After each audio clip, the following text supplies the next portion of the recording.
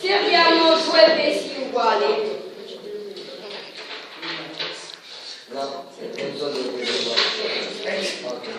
due pesi uguali e li mettiamo alla stessa distanza su entrambe le parti,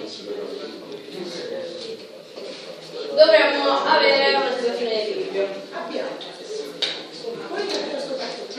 che è se un peso è maggiore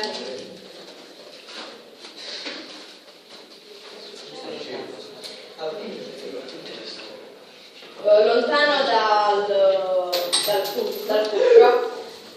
servirà una forza minore per sorreggerlo.